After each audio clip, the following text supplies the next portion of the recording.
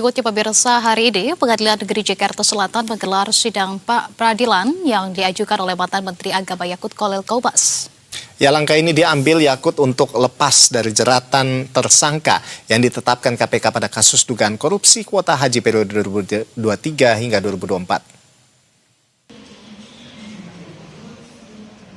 Ya, sidang telah dimulai sejak pukul 11 siang tadi dan saat ini masih berlangsung.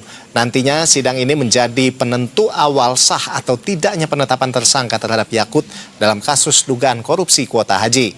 Usai ditetapkan sebagai tersangka oleh KPK di kasus dugaan korupsi kuota haji, mantan Menteri Agama melawan dan menggugat status hukumnya sebagai tersangka dengan mengajukan pra-peradilan. Sementara itu pemirsa, pihak KPK menyebut penetapan status tersangka ex-Menteri Agama itu sudah sesuai dengan prosedur setelah menemukan sejumlah bukti.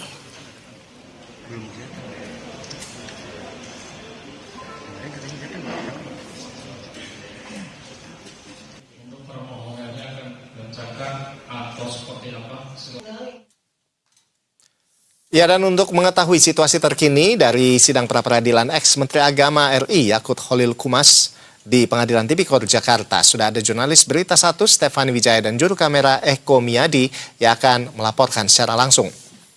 Ya, selamat siang Stefani. Stefani, dapat disampaikan sebetulnya pada pukul berapa tadi sidang dimulai dan bagaimana jalannya persidangan, Stefani?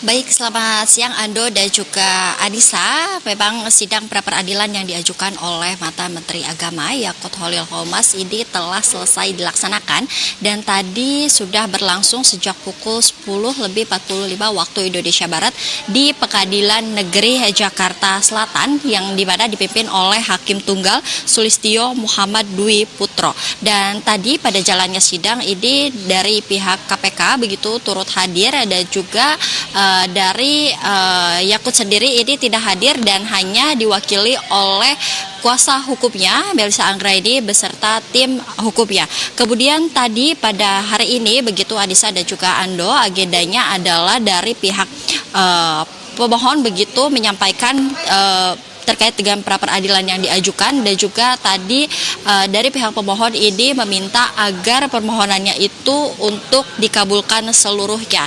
Tadi juga berdasarkan keterangan dari kuasa hukum Yakut Melissa Anggraini ini menyatakan bahwa pihaknya mengajukan pra-peradilan ini bahwa ada 3 alasan, yaitu yang pertama kurangnya alat bukti, kemudian juga KPK ini dinilai tidak ada kewenangan begitu melakukan penyidikan, ada juga penetapan tersangka terhadap mantan Menteri Agama Yakut Khalil Qomas serta memang tidak terpenuhinya prosedur penetapan tersangka.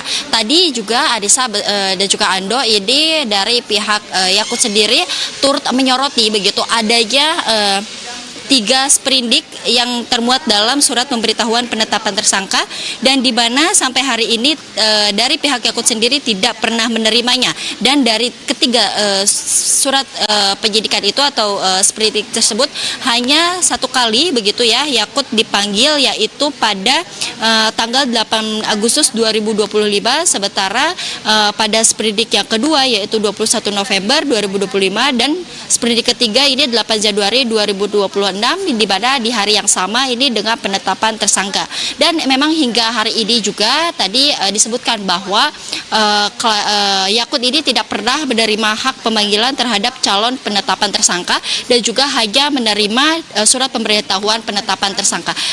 Perlu kami sampaikan Anissa dan juga Ando, tadi juga hakim begitu telah menyebutkan begitu ya jadwal-jadwal sidangnya yang memang nantinya ini putusannya akan digelar pada 11 Maret 2026 dan pada hari itu nantinya akan diputuskan bahwa apakah status tersangka dari mantan Menteri Agama Yakut Khalil Qomas ini apakah sah atau tidak. Kami juga masih menantikan hasilnya begitu. Anissa dan juga Ando. Baik, terima kasih Stefani Wijaya dan juru kamera Eko Miadi atas laporan Anda. Selamat bertugas kembali.